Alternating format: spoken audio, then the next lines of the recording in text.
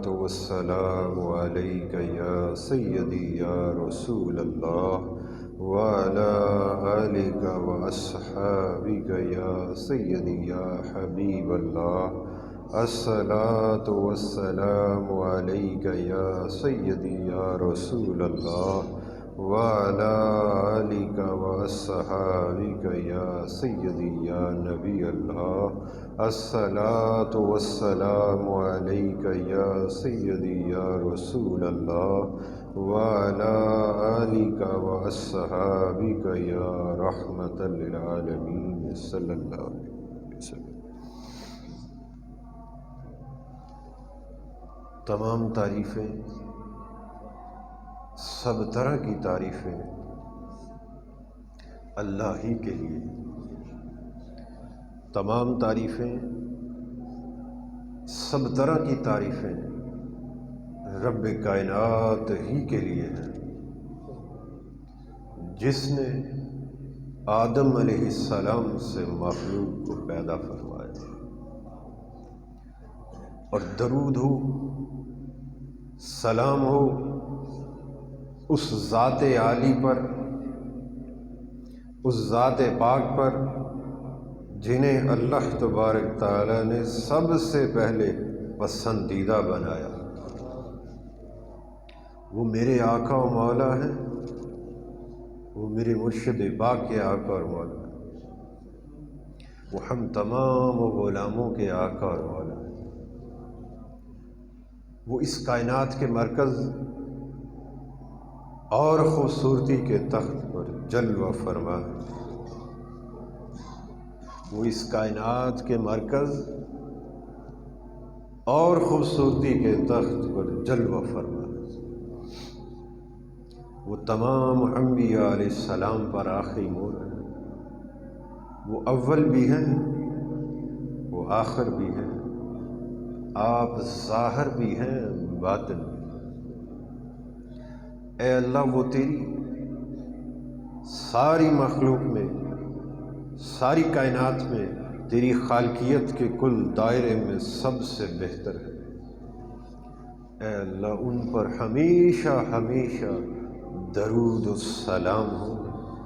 اے اللہ، ان پر ہمیشہ ہمیشہ درود و سلام ہو.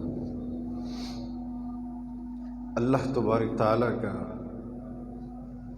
بڑا کرم ہے، بڑا فضل ہے. اس کی خاص عنایات ہیں، خاص مہربانی ہے، بلکہ اس کا احسان عظیم ہے ہمارے وجود لطیف پر، ہمارے قلب باطن پر، کہ اس نے ہمیں نبی اکرم صلی اللہ علیہ وآلہ وسلم کے صدقے سے، آپ کے گھرانے کی خیرات سے اپنے مقبولوں کی بارگاہ میں اپنے ذکر کے واسطے جمع ہونے کی توفیق بخشی. اللہ تعالیٰ اس توفیق کو استقامت و دوام عطا فرمائے. اور جب تک ہماری زندگی باقی ہے، سانس چل رہی ہے، دل دھڑک رہا ہے، ہمیں یوں ہی اپنا ذکر کرنے کی اور اپنے مقربین و صالحین کو تکنے کی توفیق عطا فرمائے. یہ چند باتیں قبل اس کے کہ آج کی گفتگو کا آغاز کیا جائے. اللہ تبارک تعالیٰ نے چاہا تو اس کی توفیق سے اور بارگاہ مصطفیٰ صلی اللہ علیہ وآلہ وسلم کے صدقے سے، آپ کے گھرانے کی خاص خیرات سے اس سمت بھی بڑھیں گے. مگر کچھ باتیں جو ابتدائی کلمات کے اندر کہی جاتی ہیں، اس پر تھوڑی سی توجہ کرتے ہوئے آگے بڑھیں گے، کیونکہ وہ بڑی جامعہ باتیں ہیں، بڑے جامعہ الفاظ ہیں، اور ایک ذخیرہ ہے خزانے کا، رشد و ہدایت کا، نور کا، منبع فیض ہے. وہ کلمات میرے مرشد کریم کے کلمات ہیں. اب جب ہم ابتدا میں کہتے ہیں تمام تعریفیں سونیا تیرے لیے ہیں۔ یہ بڑی توجہ طلب بات ہے اور بڑی سمجھنے والی بات ہے کہ ہم کہتے بھی ہیں، بار بار پڑھتے بھی ہیں، پڑھاتے بھی ہیں، مگر ہم اس پر غور کم کرتے ہیں اور توجہ نہ کرنے کے باعث، غور و غوص نہ کرنے کے باعث ہم بہت سے خزانوں سے محروم رہ جاتے ہیں جو اس کے اندر رب کائنات نے عطا فرمائے۔ قرآن پاک کی تعریف کیا ہے؟ اب ذرا اس کو یہاں سے سمجھیں۔ جب بھی کوئی لکھنے والا کوئی کتاب لکھتا ہے تو وہ اس کی تعریف پہلے دے دیتا ہے۔ میں یہ ایک علمی بات سمجھانے کی غرض سے کر رہا ہوں۔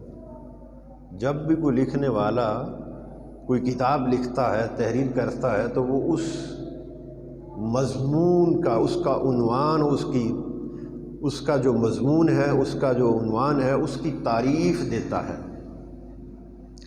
اور جب وہ تعریف دے دیتا ہے تو پھر بار بار اس تعریف کو نہیں دیتا۔ قاعدہ یہ ہے کہ جب ایک مرتبہ تعریف دے دی گئی تو پھر اس لکھنے والے نے جب بھی کوئی مقام، کسی مقام خاص پر کوئی بات کرنی ہے تو وہ دوبارہ تعریف نہیں دے گا، وہ اس کی طرف آپ کو ریفر کر دے گا۔ میری بات کو سمجھیں؟ کیوں جی ایسا ہی ہے۔ وہ بار بار تعریف ہر مقام پر نہیں دے گا، جہاں بھی تعریف کی ضرورت آئے گی وہ اشارہ کر دے گا کہ میں اس کی تعریف، وہ جو صفحہ نمبر اول ہے بریکٹ میں دے دے گا۔ اب ہم اگر اللہ کے کلام پاک کی طرف توجہ کریں اس قاعدے کے تحت سمجھنے کی غرض سے، تو اللہ پاک نے اپنے کلام پاک کی تعریف سب سے پہلے دے دی۔ یہ پہلے کیسے دی؟ اس کو ترتیب جب کتاب کی شکل دی گئی تو ترتیب ایسی دی گئی کہ تعریف کو پہلے رکھا گیا۔ میری بات کو سمجھیں؟ اس کے نزول کی ترتیب کچھ اور تھی اور اسے جب کتاب کی شکل دی گئی تو ترتیب کچھ اور دی گئی۔ اب اسی کے اندر سارا راز ہے۔ سب سے پہلے اللہ پاک نے اپنے کلام پاک کی تعریف بیان فرمائی۔ اب وہ تعریف کیا ہے جو ہم پڑھتے ہیں؟ سورۃ فاتحہ۔ اب وہ شروع کہاں سے ہوتی ہے؟ ذرا اس کو مترجم کی جہت سے دیکھیں۔ تمام تعریفیں اللہ ہی کی۔ سب سے پہلا لفظ جو ہے، ہم اس کی تسبیح جب کرتے ہیں تو سب سے پہلے ہم شروع کہاں سے کرتے ہیں؟ اے پروردگار عالم، تمام تعریفیں تیرے ہی لیے۔ اب یہاں پر ہر خاص و عام جب بھی اللہ تعالیٰ کے کلام کا مطالعہ کرتا ہے، اس کو مترجم کی جہت سے دیکھتا ہے، کھنگالتا ہے بارہا، تو ابتدا اس نے کہاں سے کی؟ پروردگار عالم تمام تعریفیں تیرے لیے ہیں۔ نماز میں جب پڑھا تو کہا تمام تعریفیں تیرے لیے ہیں۔ میری بات کو سمجھیں؟ کہتا ہے کہ نہیں؟ اگر کلام پاک کی تلاوت کرتا ہے تو وہاں بھی کیا کہتا ہے؟ تمام تعریفیں تیرے لیے ہیں۔ اگر نماز کے اندر پڑھتا ہے تب بھی کیا کہتا ہے؟ تمام تعریفیں سونیا تیرے لیے ہیں۔ اگر کسی اللہ کے ولی کی بارگاہ میں چلا جائے، وہاں فاتحہ خوانی کرے تو وہاں بھی کیا کہتا ہے؟ مزار پر ان کے کھڑا ہے اور کہتا کیا ہے؟ سونیا تمام تعریفیں، بولو نا، تمام تعریفیں تیرے ہی لیے ہیں، تمام شانیں تیرے لیے ہیں، تمام عظمتیں تیرے لیے ہیں۔ اب وہ کھڑا کہاں ہے؟ نماز کے اندر۔ کیا کہہ رہا ہے؟ اقرار کیا کر رہا ہے؟ کہ تمام تعریفیں اللہ ہی کے لیے ہیں۔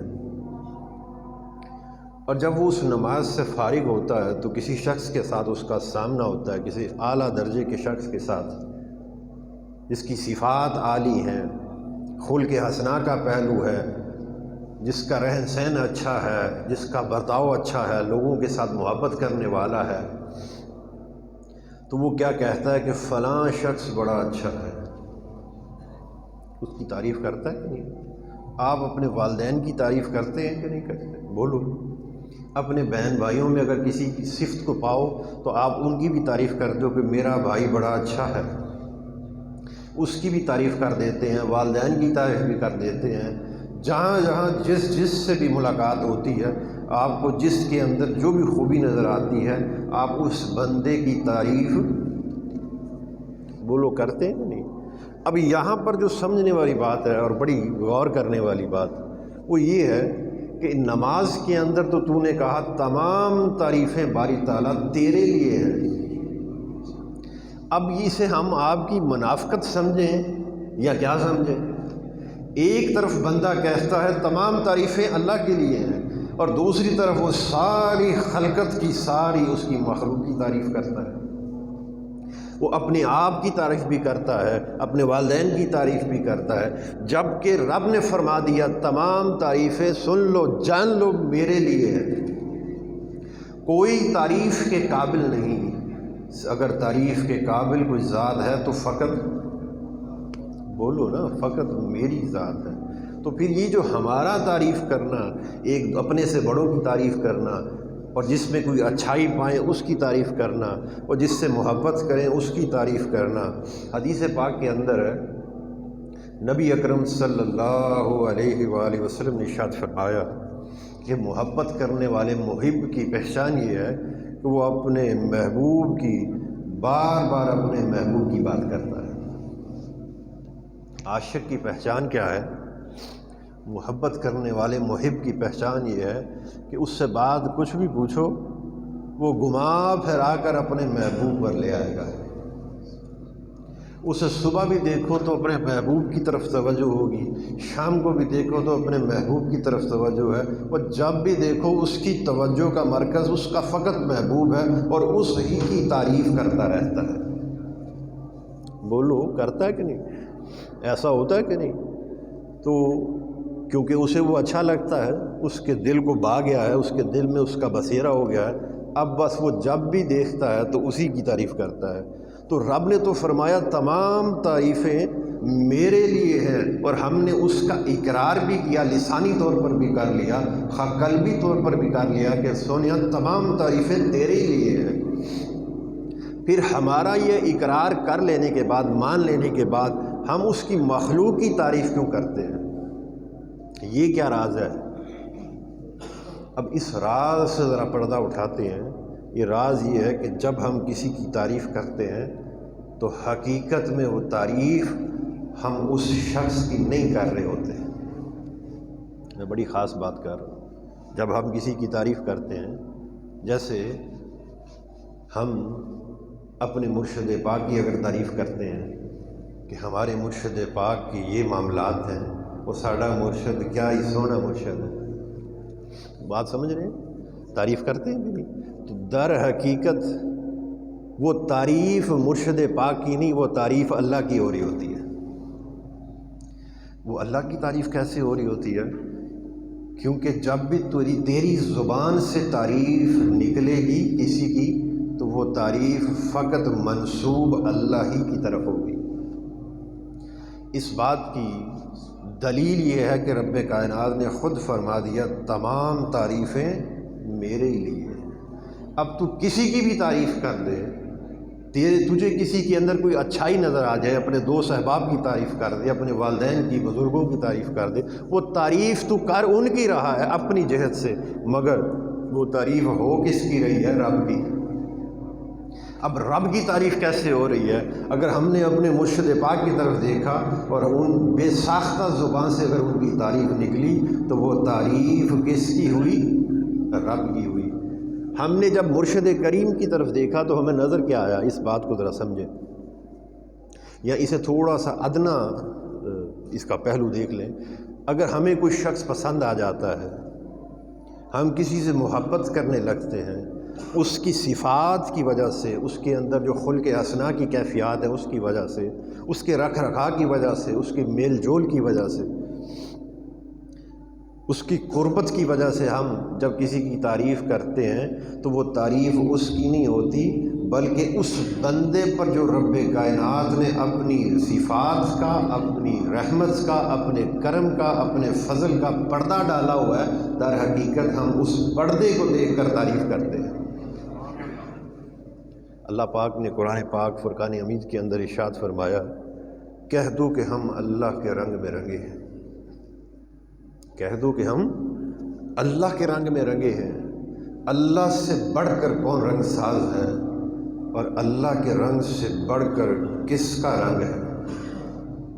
کہہ دو کہ ہم اللہ کے رنگ میں رنگے ہیں۔ اب یہ اللہ کا رنگ کیا ہے اور اللہ کے رنگ کا معنی کیا ہے؟ اس کا رنگ کیا ہے؟ اس کی صفات ہے۔ میری بات کو سمجھ رہے؟ کہہ دو کہ ہم، اب اسے معنی کے حساب سے دیکھیں، کہہ دو کہ ہم اللہ کی صفات میں رنگے ہیں۔ اب کوئی شخص جس نے اپنے قلب و باطن پر محنت کر لی، اپنے وجود پر محنت کر لی، اپنے ظاہر اور باطن کو سنوار لیا، بہتر کر لیا، اور اس کے وجود کے اندر اللہ تعالیٰ کی صفات کا رنگ آ گیا اور وہ رنگ چمکنے لگا، اس کی صفات کا پردہ حجاب اس پر آ گیا، تو پھر مخلوق جب اسے دیکھتی ہے تو اسے یاد کون آتا ہے؟ اب بولو نا، وہ جدہ رنگ چڑھیا تھا وہی یاد آئے گا نا۔ جب مخلوق اس بندے کی طرف دیکھتی ہے، اس کی بات کلام سنتی ہے، اس کی خدمت میں آ کر، اس اللہ والے کی بارگاہ میں آ کر بیٹھ جاتی ہے، تو وہ تعریف کس بے ساختہ جو تعریف نکلتی ہے وہ اس بندے کی تعریف نہیں ہوتی، اس پر اللہ کی جو رحمت، عنایت اور اس کا رنگ چڑھا ہوا ہے اس رنگ کی تعریف ہوتی ہے۔ بات کو سمجھ آ رہی کہ وہ جو فرمایا کہ تمام تعریفیں میرے لیے ہیں، تو سن لو، تم اگر آپس میں کسی کی تعریف کرتے ہو تو وہ تعریف تم اس کی نہیں کرتے، اس پر جو میری عنایت ہے وہ اس عنایت کی تعریف کرتے ہو، اس پر جو میرا کرم ہے، میرا رنگ چڑھا ہوا ہے، تم اس رنگ کی، اس ڈھنگ کی تعریف کرتے ہو، اور وہ تعریف میری ہی طرف منسوب ہوتی ہے۔ تو اللہ تعالیٰ کا رنگ جب بندے پہ چڑھ جاتا ہے تو پھر بہت سے، اب اللہ کا رنگ جب بندے پر چڑھتا ہے تو بہت سے خرافات سے، خطاؤں سے انسان بچا لیا جاتا ہے۔ اور آخری جو ایک ابتدائی کلمات کے اندر جو ایک دعائیہ کلمات میں کہتا ہوں کہ اس کا شان عظیم ہے کہ اس نے ہمیں اپنے حبیب پاک صلی اللہ علیہ وآلہ وسلم کے صدقے سے اپنے مقربین و صالحین کی بارگاہ میں جمع ہونے کی توفیق بخشی۔ کس واسطے؟ اپنے ذکر کے واسطے۔ اب یہ کیا ہے؟ اور پھر اس کا یہ مانگنا کہ یہ توفیق ہمیں جب تک ہم زندہ ہیں پروردگار یوں ہی عطا فرماتا ہے۔ اللہ کے ولی کی بارگاہ میں آنا، اللہ کے ذاکر بندوں کی بارگاہ میں آنا اور آ کر بیٹھ جانا اور ان کو تک لینا بھی کافی ہے۔ یاد رہے، اللہ والوں کے پاس آنا، اللہ کے ذاکر بندوں کے پاس آ کر بیٹھ جانا اور کچھ بھی نہ کرنا، بس انہیں تکتے رہنا۔ اگر وہ دنیا سے پردہ فرما گئے تو ان کے مزار کو تک لینا بھی کافی ہے۔ وہ محروم، اگر کوئی شخص آ کر ان کی نقش قدم پر چلتا ہے، محنت کرتا ہے، مجاہدہ کرتا ہے، وہ اپنی محنت کے مطابق پا لیتا ہے۔ اگر ایک بندہ آ کر بس تاکتا رہتا ہے اور انہیں دیکھتا رہتا ہے اور پھر چلا جاتا ہے تو فرمایا اس سے بھی محروم نہیں کیا جاتا۔ امام احمد بن حنبل رحمۃ اللہ علیہ، آپ کی بارگاہ کے اندر جب آپ کی کچہری لگتی، میں یہ سمجھانے کی غرض سے، تاکہ وہ معروف بنانے کے لیے اسے اور حرف عام میں لانے کے لیے معروف بات کر رہا ہوں، آپ کی جب کچہری لگتی تو اس کچہری کے اندر 5000 افراد موجود ہوتے ہیں کم سے کم، اور اس میں ہر طرح کا، ہر مرتبے کا شخص ہوتا، سالک بھی ہوتے، طالب بھی ہوتے، اور اللہ تعالیٰ کی تلاش کرنے والے بھی ہوتے، عالم بھی ہوتے، اولیاء صالحین بھی ہوتے ہیں، بڑے چوٹی کے بزرگ بھی آپ کے رفقائے کار ہوتے ہیں۔ تو آپ کے رفقائے کار میں سے ایک بڑی بزرگ ہستی آپ فرماتے ہیں کہ جب آپ کی کچہری لگتی اور آپ موجود ہوتے تو آپ کے پاس کم سے کم 5000 لوگوں کا ایک وفد ہوتا ہے۔ وہ جو مجمع فرمایا کم سے کم 5000 ہوتا، اور زیادہ سے زیادہ پھر کبھی 10,000 15,000، کوئی تعداد اس کی حد نہیں، لیکن کم سے کم 5000 افراد لازمی آپ کی بارگاہ میں موجود ہوتے ہیں۔ اب جو میں سمجھانا چاہتا ہوں اور جس سمت میں لے کے جانا چاہتا ہوں، میں اس واقعے سے صرف فقط وہ چیز عکس کروں گا۔ اب 5000 افراد موجود ہوتے اور وہ فرماتے ہیں کہ اس میں لکھنے والے، آپ حدیث مبارکہ بیان فرماتے، تعلیم دیتے، رشد و ہدایت کا سامان مہیا کرتے، تو لکھنے والے فقط 500 ہوتے۔ کتنے ہوتے؟ 500۔ 5000 افراد کم سے کم، اس سے بڑھ بھی جاتے، مگر فرمایا کبھی 10,000 بھی ہوتے، 15,000 بھی ہوتے، مگر لکھنے والے ہمیشہ 500 ہی ہوتے۔ آپ جو فرماتے وہ لکھ لیتے اور اپنے علم کے اندر اضافہ کر لیتے۔ بقیہ جو 5000 لوگ جو ہیں، جس میں سے 500 نکال دیں، 4500 جو بچتے، وہ کیا کرتے؟ سارے کے سارے اپنے کانوں سے سنتے رہتے اور بس فقط آپ کو تکتے رہتے۔ یہ الفاظ ان کے رفقائے کار کے بیان کر رہا ہوں میں آپ کو۔ وہ فرماتے کہ وہ بقیہ سارے کے سارے کیا کرتے؟ بڑے ادب کے ساتھ بیٹھے رہتے اور آپ کو تکتے رہتے، اور آخر میں بڑا لفظ لطیف ہے، اور اپنا نصیب چمکاتے رہتے۔ فرماتے کہ میں 12 سال مجھے آپ کی قربت نصیب ہوئی، اور میں کیا دیکھتا، میں آپ کے قریب بیٹھتا تو مسند آپ اپنے بیٹے کو پڑھایا کرتے تھے۔ تو میں نے کیا دیکھا کہ آپ نے 12 سال میں بس دیکھتا رہا، اور میں نے ایک بھی حدیث آپ سے سن کر نہیں لکھی۔ پوچھا کیا کرتے رہے؟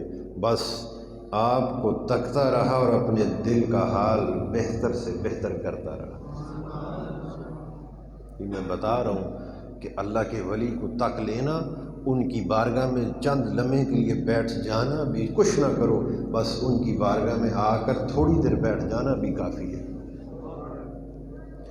12 سال میں حضرت، اسی طرح حضرت حسن بصری رحمۃ اللہ علیہ، آپ جب کبھی گلیوں بازاروں میں نکلتے تو لوگ یہ بیان کرتے ہیں کہ ہم جب ان کے چہرے پر نظر پڑتی تو ہمارے دل میں اللہ کی یاد جاری ہو جایا کرتی۔ پھر فرماتے ہیں کہ اسی طرح اولیاء گزرے، بہت سے ایسے جلیل القدر اولیاء گزرے کہ جب دل کی سختی ہو جاتی اور دل کے اندر اللہ کی یاد باقی نہ رہتی تو دوڑتے ہوئے ہم ان کی بارگاہ میں جاتے، بس انہیں تک لیتے تو دل نرم ہو جاتا، خستہ ہو جاتا، اور دل شیشے کی طرح صاف ہو جاتا اور روشن نور سے چمکنے لگ جاتا بس انہیں دیکھنے سے۔ اس لیے فرمایا حدیث پاک کے اندر، نبی اکرم صلی اللہ علیہ وآلہ وسلم نے ارشاد فرمایا کہ تم میں بہترین لوگ وہ ہیں جنہیں تم دیکھو تمہیں خدا یاد آ جائے۔ فقط دیکھو تو تجھے اللہ یاد آ جائے۔ میں نے جو بات کی، تعریف تو اسی کی ہے نا۔ جب ہم نے دیکھا تو ہمیں یاد کون آیا؟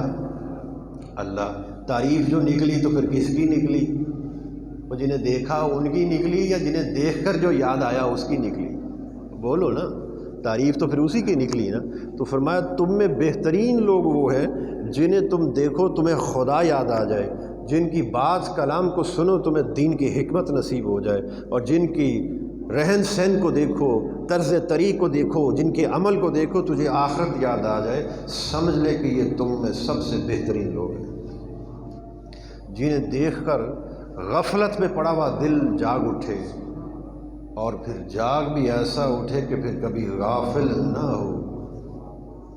اولیاء صالحین کی قربت جو ہے، اللہ والوں کی قربت جو ہے، وہ بندے کو غافل نہیں ہونے دیتی، وہ بندے کو ذاکر دائمی ذکر نصیب ہو جاتا ہے، اس کے دل کو حیات قلبی نصیب ہو جاتی ہے، دوام نصیب ہو جاتا ہے، پھر وہ دنیا میں ہے تو تب بھی ذاکر ہے، وہ دنیا سے چلے جائیں وہ تب بھی زندہ اور ذاکر رہتے ہیں۔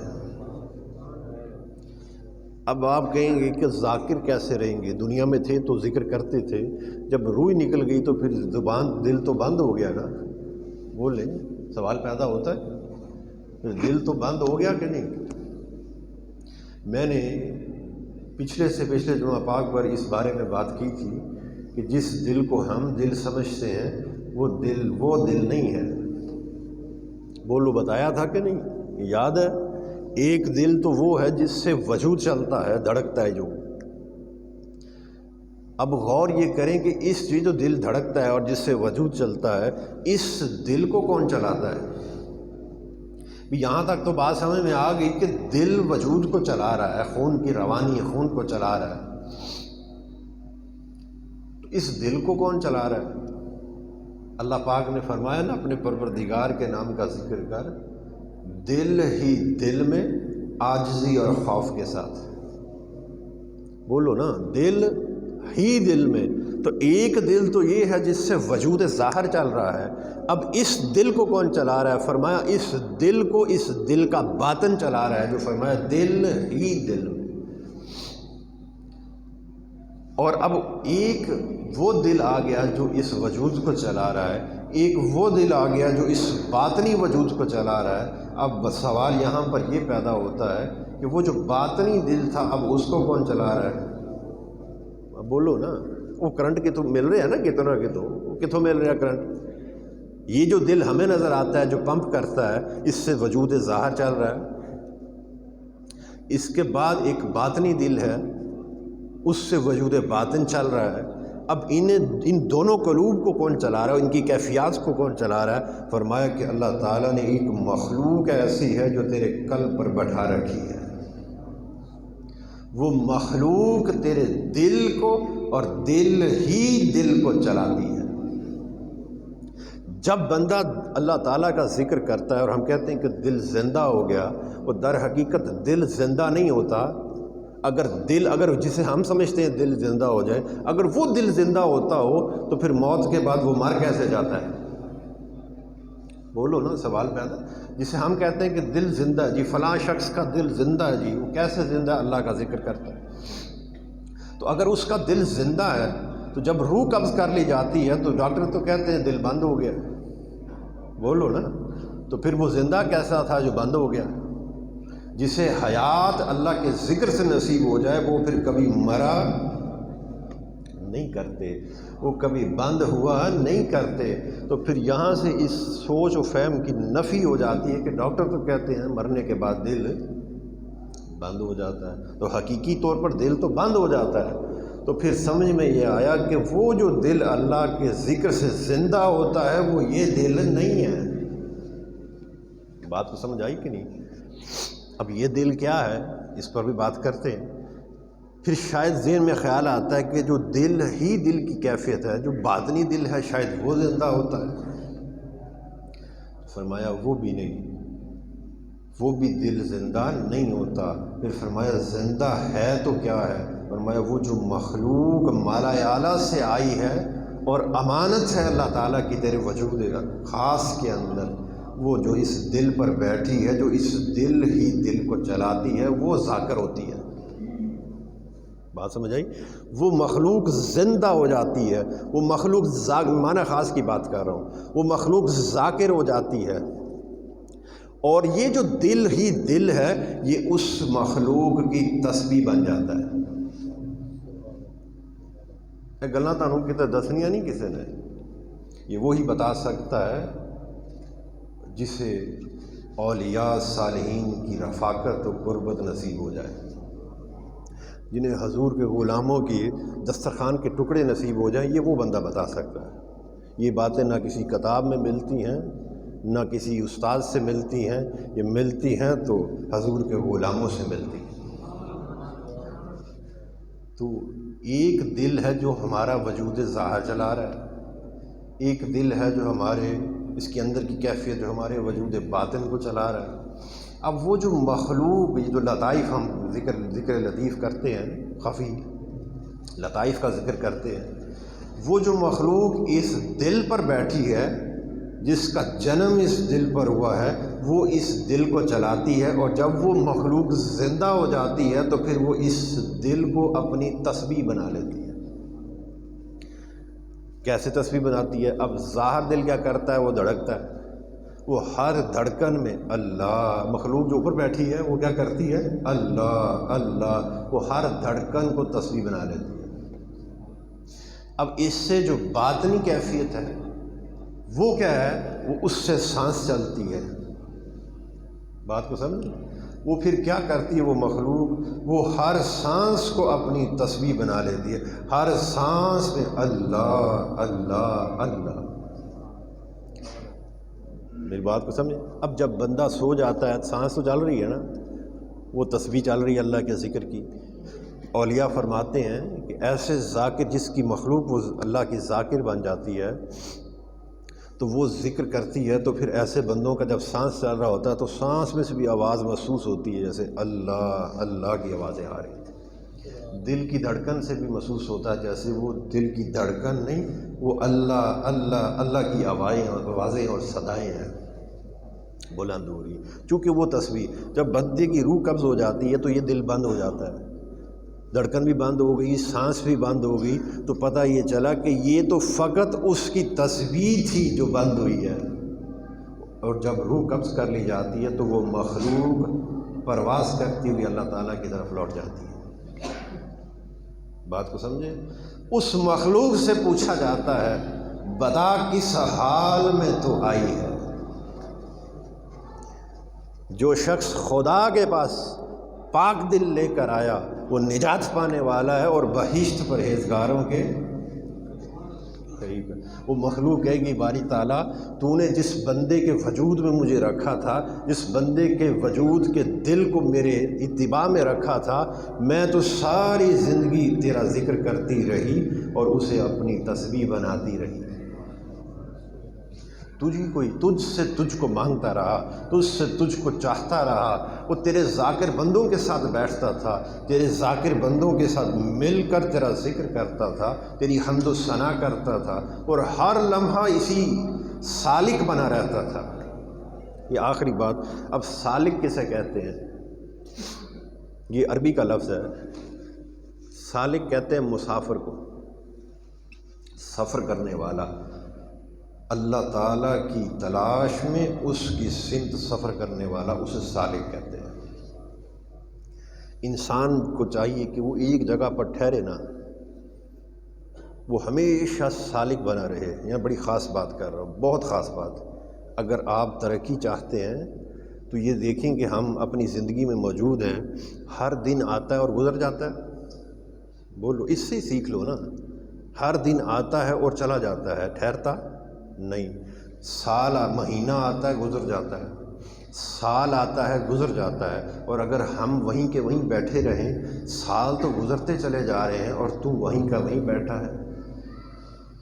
تیرے دل کا حال بہتر ہی نہیں ہو رہا، تو اللہ کی یاد میں ترقی نہیں کر رہا، تجھے اللہ کی معرفت نصیب ہی نہیں ہو رہی، تو جو کا تو بیٹھا ہے، سال کو دیکھ کے وہ گزرتا جا رہا ہے، مہینے کو دیکھ وہ گزرتا جا رہا ہے، اور کوئی شے بھی ٹھہرتی نہیں۔ سورج طلوع ہوتا ہے تو پھر غروب ہو جاتا ہے، پھر طلوع ہوتا ہے پھر غروب ہو جاتا ہے، رات آتی پھر دن آ جاتا ہے۔ یہ ساری چیزیں تو حرکت کے اندر ہیں، تو دیکھ تیرا وجود حرکت میں کیوں نہیں؟ اللہ تعالیٰ کی ذات پاک کو میں یہ بڑا نکتہ خاص بتا رہا ہوں، اللہ کی ذات کو حرکت میں رہنے والی چیز بڑی پسند ہے۔ یہ بات سمجھ رہے ہیں؟ جو چیز ٹھہر جائے وہ رب کو پسند نہیں ہے، جو چیز حرکت میں رہے، سفر میں رہے، یہ اولیاء کا جبہ ہے، یہ سفر کرنا۔ میری بات کو سمجھ رہے ہیں؟ اولیاء کا جبہ ہوتا ہے سفر کرنا، اللہ کی تلاش میں ہر وقت سفر میں رہنا۔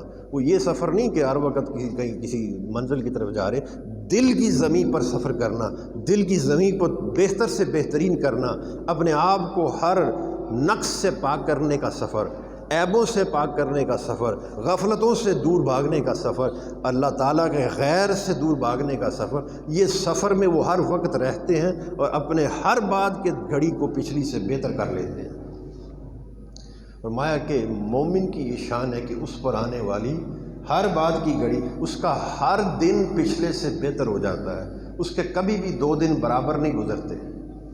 میری بات کو سمجھ رہے؟ وہ آج اس کا مرتبہ کچھ تھا، وہ اگلے دن اور محنت کر کے اللہ سے اور پا لیتا ہے، آگے نکل جاتا ہے۔ تو اس کے کبھی بھی مومن کے 2 دن برابر نہیں ہوتے، اس کا ہر دن پچھلے سے بہتر ہی ہوتا ہے۔ تو بعد میں یہ کہہ رہا تھا کہ اللہ تعالیٰ کو حرکت میں رہنے والی چیز بڑی پسند ہے، اسی لیے اس نے دن بھی حرکت والا بنایا، سال مہینے ہر چیز گزر رہی ہے نا، ٹھہرتا کچھ بھی نہیں۔ تو وہ حرکت میں، اب اس کی میں ایک اور مثال دے دیتا ہوں جس سے یقین ہے کہ بات بڑی سمجھ میں آ جائے گی۔ آپ نے وضو کرنا ہو، بولیے، اور وضو کرنا ہو تو وضو کر کے آپ نے کیا کرنا ہے؟ نماز پڑھنی، اللہ کا ذکر کرنا ہے نا۔ قاعدہ یہ ہے کہ جو پانی ٹھہرا ہوا ہو اس سے وضو کرنا جائز ہے، بولو نا، جانتے ہو نا، ٹھہرے ہوئے پانی سے وضو کرنا جائز نہیں ہے، ہمیشہ اس پانی سے وضو کرنا جائز ہے جو حرکت میں ہو۔ کیوں جی قاری صاحب؟ یہ میں بڑا خاص نقطہ بتا رہا ہوں، ہمیشہ وضو اس پانی سے جائز ہوگا اور کر سکیں گے جو حرکت والا ہو، ٹھہرے ہوئے پانی سے وضو کبھی بھی نہیں ہوتا۔ اب دیکھیں، ایک نہر چل رہی ہے، بڑی توجہ کے ساتھ میں بڑا خاص نقطہ بتا رہا ہوں، ایک نہر چل رہی ہے اور اس نہر میں کچھ افراد نہا رہے ہیں، کوئی نہا رہا ہے، کسی نے پیشاب بھی کر دیا اس میں، بولو، کر دیا، نہا بھی لیا، ان کے جسم صاف نہ تھے، آلودہ تھے، وہ آلودگی بھی اس پانی میں شامل ہو گئی، مگر وہ پانی چونکہ حرکت میں ہے، اب اس کے دوسرے سرے پر اگلے شہر میں جہاں سے وہ نہر گزرتی ہوئی آ رہی ہے، پیچھے اس میں نہانے والوں کی آلودگی بھی آ گئی، نہانے والوں کا اس میں کسی نے اگر پیشاب کر دیا، پیشاب بھی آ گیا، لیکن وہی پانی جب آگے گیا تو آگے آپ وضو کر رہے ہو تو فرمایا تیرا وضو جائز ہے۔ کیوں جی قاری صاحب؟ ذرا نقطہ سمجھے نا، اور اس کی نوعیت و اہمیت سمجھے کہ پیچھے پیشاب بھی کسی نے کر دیا، پیچھے کوئی نہا بھی لیا، لیکن پانی چونکہ حرکت میں تھا، آگے آ کر اسی پانی سے تو وضو کرے تو فرمایا قبول ہے۔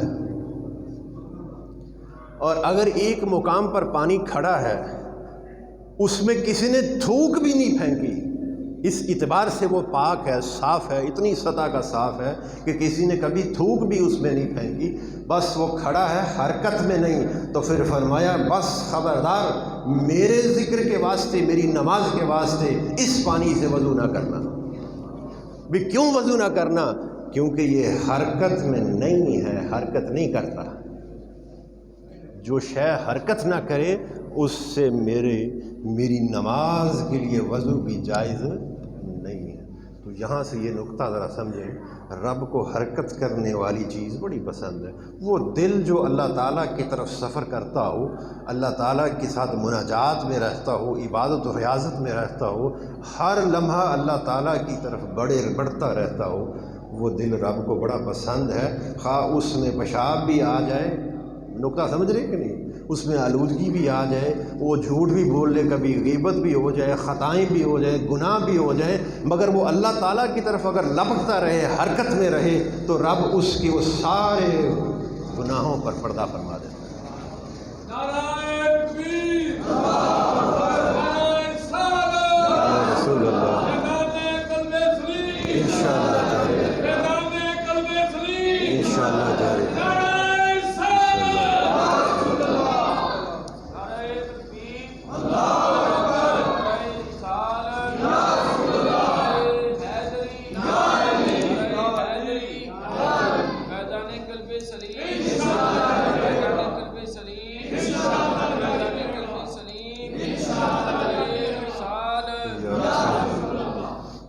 تو جب حرکت آ جاتی ہے اور انسان اللہ تعالیٰ کی طرف، اسی لیے میں اکثر یہ بات کرتا ہوں کہ کسی اللہ والے سے کسی نے پوچھا بھی حضرت کمینہ کسے کہتے ہیں؟ ہم تو ہر کسی کو کہہ دیتے ہیں نا غصے میں، آپ فلاں شخص بڑا کمینہ ہے، فلاں شخص فلاں ایسا ویسا ہے۔ کسی اللہ والے سے کسی نے پوچھا بھی ذرا پوچھیں تو صحیح ان سے بھی، ان کے ہاں کمینہ کس کو کہتے ہیں؟ تو پوچھا حضرت کمینہ کسے کہتے ہیں؟ فرمایا کمینہ اس شخص کو کہتے ہیں جسے اللہ کی معرفت نصیب نہ ہو اور وہ کسی سے دریافت بھی نہ کرے، جو کا تو بیٹھا رہے۔ وہی بات آ گئی نا حرکت والی، اللہ کی معرفت نہیں تھی نصیب اور اس نے کوشش بھی نہ کی، کسی سے دریافت بھی نہ کی، فرمایا ہماری نگاہ میں وہ شخص کمینہ ہے۔ تو وقت آپ کا ہو گیا، اللہ پاک سے دعا کریں، اے اللہ حضور علیہ الصلوۃ والسلام کے نالین پاک کی خاک پاک کا صدقہ ہمارے تمام صغیرہ و کبیرہ گناہ معاف فرما، ہماری تمام کزی اور خامیوں کو درگزر فرما دے۔ اے اللہ ہمیں قبر کے عذاب سے، محشر کے عذاب سے، صراط اور میزان اور قبر کی ہولناکی سے بچا لے، موت کی سختی سے بچا لے، ہمارا خاتمہ ایمان پر فرما۔ اے اللہ ہمیں اپنے صالحین جیسی پاک پاکیزہ زندگی عطا فرما، اپنے مقربین جیسی تسبیحات و عبادات کرنے کی توفیق عطا فرما۔ اے اللہ ہم سے وہی کام سرزد ہوں جس سے تو پسند فرماتا ہے، ہمیں ہر اس کام سے روک لے، بچا لے جسے تو نے ناپسند فرمایا۔ اے اللہ حضور علیہ الصلوۃ والسلام کے نالین پاک کی خاک پاک کا صدقہ میرے مرشد پاک حضرت خواجہ میاں محمد کلب سلیم رحمۃ اللہ علیہ آپ کو دائماً اپنی رحمت کی جھولی میں رکھنا، آپ کو دائماً اپنی رحمت کا سائبان بنا رکھنا، آپ کو ہمیشہ حضور علیہ الصلوۃ والسلام کی آغوش غلامی قربت خاص میں کالی کملی کے سائے تلے رکھنا۔ صلی اللہ علی حبیبہ سیدنا محمد و آلہ و اصحابہ وسلم۔